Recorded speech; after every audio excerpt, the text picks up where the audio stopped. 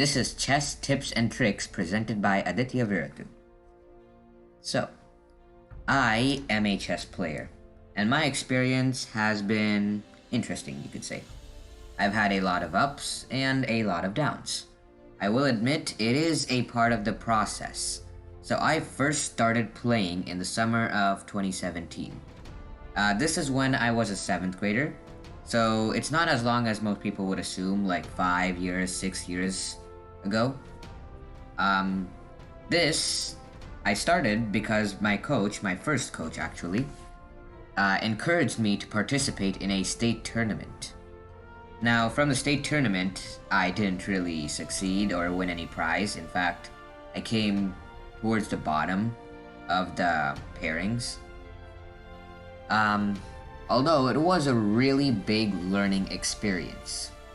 I will say that though. So, if you lose, there is no problem because you can learn from your experiences very much. Not only that, but you also need preparation and all sorts of things. But I think what really helped me improve was the fact that I had experience playing with higher rated opponents. So what I did was play higher rated opponents, which just happened randomly really, and then review my games with them.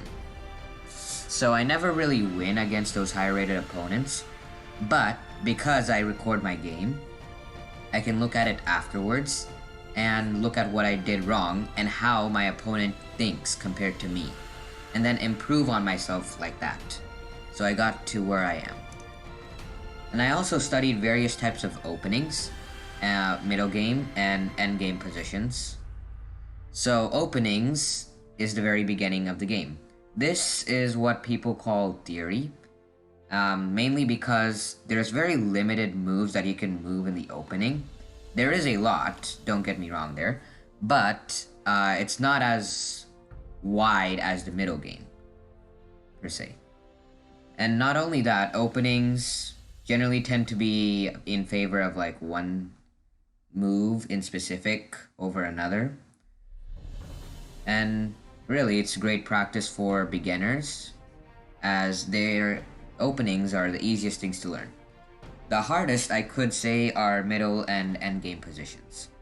Middle game positions is when all the pieces are developed and you start planning out your moves. This is the hardest part for most beginners because they have an endless array of moves and they're just unsure of what to move. And finally comes endgame positions, where there's even more uncertainty. And the problem with endgame positions is that the position is quite open in most, and there's just too many good squares, you could say, as well as too many bad squares. And beginners really tend to struggle with this, more so than anything. So, what you basically need to know is that chess is 90% tactics. Now, many might wonder what tactics are. Well, tactics are any sequence of moves that result in you having a winning position. This could be either a material advantage, meaning you have more material or more points. If you remember the point system for chess, it would be pawn is 1 point, bishop and knight are 3 points, rooks are 5 points, and queens are 9 points.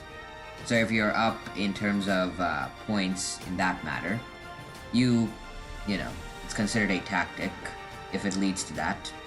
Or it could be more of a positional thing, where even though you may not have material, you are positionally so strong that your opponent can't do anything. Meaning that your position just allows you to easily make moves and then corner your opponent into some corner. And that's basically 90% of chess. The other 10% is strategy and planning. Planning out your moves is very important, especially in higher levels, since that's what determines the game, basically. Now, there are many different types of tactics, so we're only going to go over a couple in this one video. So, the first one is a double attack. This is when one piece, attacks 2 or more other pieces, hence the name double attack. Now, a variation of this is called a fork. A fork is mainly when a knight or a pawn does the double attack. And there's also this concept of a royal fork, where the knight checks the king along with 2 other pieces like a queen and a rook. Next would be a pin. Pins generally make sure that an opponent's piece can't move. There's 2 types of pins. We'll uncover this later when we look at the positions. The first one is called absolute pin, and the second one is called relative pin. Absolute meaning that the pinned piece can never move. Relative meaning that whatever piece is behind it is not necessarily the king, so the pinned piece can move. Next, we have skewers. Think of this as the opposite of pins. When pins are to, pin a piece to a stronger piece, skewers are kind of the opposite. You attack a stronger piece, but then there's a weaker piece behind it, making sure that once that stronger piece moves, you capture the weaker piece. And there are discovered attacks. This is when a piece that is behind, generally one of your own pieces, moves, and then it discovered, you could say another piece discovers an attack from it. That's how that works. And a similar concept of discovered attack includes discovered check. Same concept where once we move a piece, then the piece behind that will check. And on top of that, we have double check. This is when a piece moves and it gives check, but there's also a piece behind it that also gives the king a check, forcing the king to definitely move. Now, deflection is when you try to move a piece away from an important square, generally resulting in a checkmate or a winning material. Then there is decoy, kind of the opposite of deflection. Instead of moving it away from an important square, we have moving it to, generally the king, we're moving to a square that we can tactically use, or checkmate. And finally, we have annihilation of the defender, capture the defender. It's called many things, but the purpose is simple. We capture a piece, but it's also protecting another piece. And once we capture that original piece, the second piece is left hanging, and then we can capture that second one. We'll go over all of these in a second. And then we finally have CCTP. This is an abbreviation to just help beginners remember it more effectively. We have checks, captures, threats, and pawn breaks. Checks are anything that attack the king. Not all checks are good checks. And we have captures. Now, even if we're capturing for equal material, the position may change. So not all captures can be good captures. And then there's threats. Now, threats are anything that is trying to attack a piece, or your king, or not your king, your opponent's king. But there are weak threats, and then there are strong threats. You'll see beginners generally tend to make one move threats, meaning they move a piece somewhere, and it only attacks like one piece, which can easily be moved away. While higher rated opponents generally tend to do a series of threats or a more complicated threat to ensure that, a person can break down or his position will be completely annihilated. And that's the stronger type of threat. And pawn breaks are simply this: anything that destroys the pawn structure. A solid pawn structure ensures less weaknesses. And that's all there really is to know.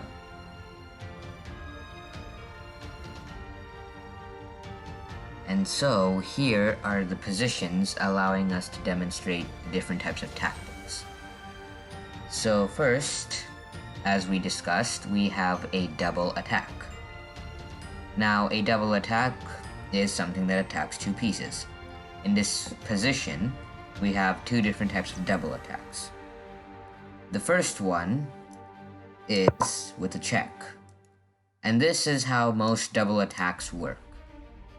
You check the king, mainly using a queen or a rook, and then you get yourself another piece.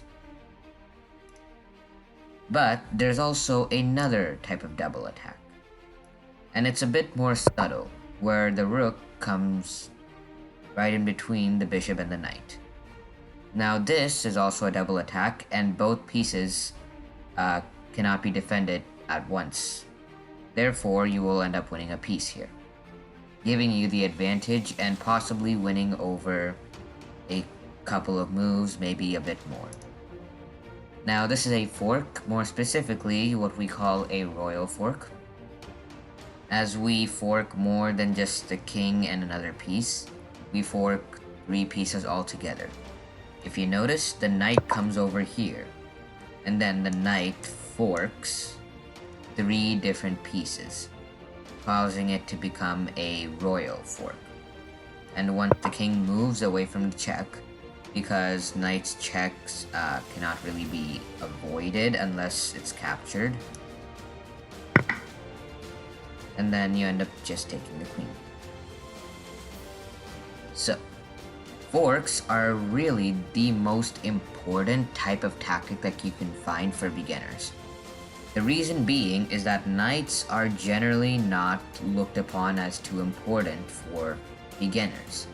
It's just a random piece that moves in a random direction. They don't really pay too much attention to it. And then they miss out on simple tactics like this. And I see this quite often in beginner games. Now, the next type is one of the most common tactics that you see in all levels, and it is called a pin. And as you know, a pin is something that forces a piece not to move because there is a stronger piece or the king behind it. Now, an absolute pin is where, once you move this bishop to c3, the queen is unable to move, because once it does, it'll become a check on the king. And this is what we call an absolute pin, because the piece can absolutely never move. But this is different than a relative pin. A relative pin is commonly seen in the opening when you do something like bishop g5. With this, you can see that the knight is pinned to a stronger piece behind it, or the knight is just pinned. And this knight can move, actually. But it's not really preferable, since once the knight moves, you can just take the opponent's queen. And typically, once you take your opponent's queen, it's very hard for them to really recover back from that. Unlike chess, chess is unlike any other games out there. Chess is more of a strategical game where even a single blunder could cost you the entire game. And it is unlike any other game because of that. If you take something like soccer or football, or maybe even tennis, a small blunder in your movement or anything like that won't actually end your game. But chess, unlike that, will make the difference between losing and winning if you blunder. So it's best not to lose your queen for a ridiculous purpose. The only time it's okay to lose your queen is when you're sure that you're going to regain back your material, or you know for sure that you are going to checkmate your opponent. Now, the next part is a skewer. Skewers are, once again, much different than pins, but at the same time, you can consider them the opposites of pins. So instead of having a stronger piece behind a weaker piece, this is a stronger piece being in front of a weaker piece. And once we attack the stronger piece, and once it moves, the weaker piece behind it falls. So in this position, if we play something like bishop b4, you can see that we attack the queen, and behind it there is a rook. So once the queen moves back, you can just capture the rook, and you see that you're up material now, because you traded a rook, which is 5 points, for a bishop, which is 3 points. And that's why this is the opposite of a pin, since just because you have the stronger piece in front of the weaker one instead of the weaker one being in front of the stronger one. So that's a really nice way to think about it. So we also have something called the discovered attack. Now I said this is when an attack is discovered upon another piece. It may not be so clear, but what this really means is that we move this bishop here, right? We are attacking the queen on discovery, because typically when you move a piece, it's generally to attack something directly. This is sort of an indirect attack, and this is what beginners generally tend to miss out on most. And with discovery attacks, you can actually attack 2 pieces at once. There are some other examples of this. You can definitely find them on some website or even YouTube perhaps. But in this position, the queen is forced to take, and believe it or not, we also have something here called an in-between move. An in-between move is something that you make in between a series of captures. So generally, you would assume that the forced capture would have to be queen takes on d5 to get back your queen, because you don't want to be down material. But we can actually make an in-between move called a zigzwang, or a vishwazung, I think.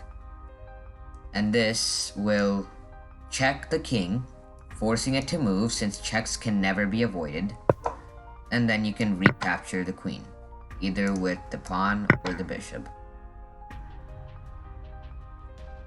So, on top of discovery attack, we have discovered check.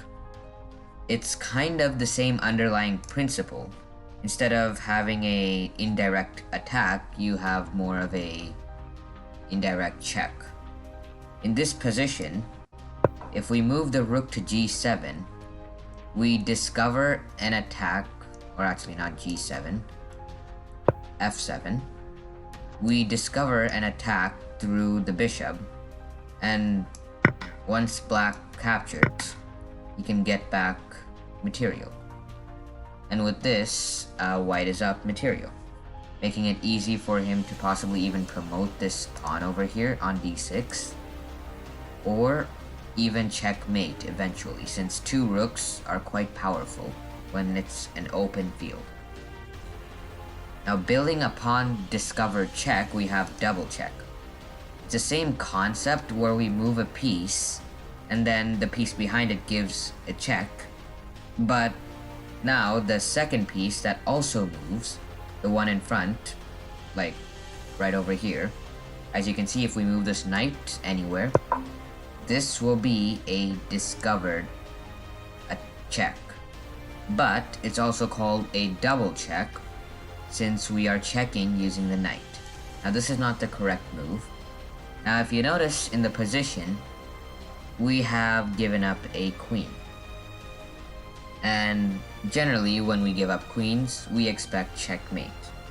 So we are not really going down without one. So the correct move was knight g6 check. And as you can notice, the rook is attacking this entire file, and even if the king goes back, it will be checked because the rook can still take. Not just that, there's a bishop lining this entire place, and as you can see, black is surrounded by his own pieces, so he is forced to move to f7. And then simply, we can just take on h8 with checkmate. And generally, with double checks, there's a lot of checkmating patterns. So when you get a double check, I'd recommend looking out for some checkmate. If not, then at least try to gain a heavy amount of material, because these are pretty important positions, and it is quite easily, if we go back over here, we can quite easily get mesmerized by the material over getting checkmate.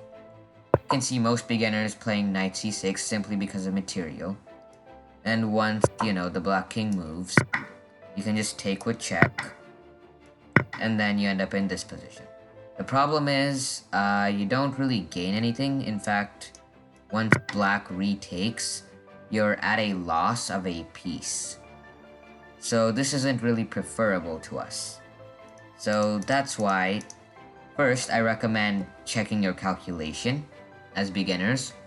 You can improve your calculation by doing tactics, puzzles, and even some endgame practice to try to visualize the board. Or, and you also need to look out for material count, especially in a case like this. So next we have something called deflection. This is where we move a piece from an important square, away from an important square. And we want to do this because that important square generally results in some great tactic or a checkmate, but more often than not, it'll be a checkmate. So this deflection, if you notice, if we move the rook to e7, the king is forced to move back, unprotecting his queen on e5, resulting him in losing his queen. And just so you know, if the king moves here and it's all lost, they don't even get any material from that. So his only option is to really capture. And once we take, as you can see, white is clearly up by a lot, and this is a position that any player could win. Next is a decoy. Decoys are considered the opposite of deflections. Instead of moving a piece away from a different square, we're trying to move a piece to a square, typically for mating purposes or tactics of other sorts. So in this position, what we do here is rook h1 check. Now in this position, the reason why we're moving it to rook h1 check is because, if you notice, we can actually achieve a checkmate. So once the king takes, we have queen f1 checkmate. And it's a checkmate simply because the pawn guards this square, and the king has no other squares to go to. Now, decoys and deflections are very important. Of course, they are a higher level tactic. You will see them a bit in your games. So finally, we have the most basic, or actually the most used out of all of these, annihilation of defense. What this does is capture the defender. It's called many different things. What it generally does is capture a defender, generally with check, if not attacking another piece of relative importance, like a queen perhaps. And then what it does is that it leaves another piece hanging. What I mean by piece hanging is that the piece is left unprotected, and it's also attacked, or it can be attacked in the near future. So in this position, it's white to move. So if the white rook captures, this bishop and the king captures back, you'll see that the bishop is no longer there to guard this rook. So we can just simply take it and we're up a bishop. And this is an endgame position with a bishop up, so this should be more than sufficient enough to win. Now, besides these general tactics, we also have a different type of tactic known as mating ideas. Mating ideas are just certain mating patterns that you encounter within a position. They're not always successful, and they're not always going to work. So, mating ideas, generally you want to keep them in the back of your head whenever you play on with your position. So typically it won't occur naturally. You could either force your opponent into a mating pattern in which it makes it possible for you to mate them, or your opponent could blunder themselves into that position and then you could mate them. So one common one is called a back rank checkmate. Now this is a very common mate. Both beginners and more advanced players lose because of this. What it is that there are 3 pawns blocking off the king's escape, and then these 3 pawns will be the own demise of the king. So early on, you generally see beginners tend to push h6 or g6 to avoid that. But what this does is you have king d8 check, and as you can see, it's not checkmate yet because this rook can still come back, but once you capture, it's checkmate. The rook takes away these 3 squares, and these pawns limit the escape squares of the king, and this is a checkmate. And this is just one of several different mating ideas. There's all sorts of mating ideas that you can uncover, like Blackburns or Dove's mate. There's even something called a triangle mate, railroad. So there's plenty of mates that you can uncover. And the more you learn, the more you see the position. What I mean is that the more you look out for those certain ideas. It's not really going to be that case where you'll always find some sort of position. But, that being said, they are a resource that you can keep. And that is all I have. So I hope you liked this video. Please like and subscribe. Thank you for watching. For details, visit www.designyourcareers.org or send an email to info@designyourcareers.org. Subscribe to our channel, Design Your Careers, and hit the bell icon so you'll never miss a video.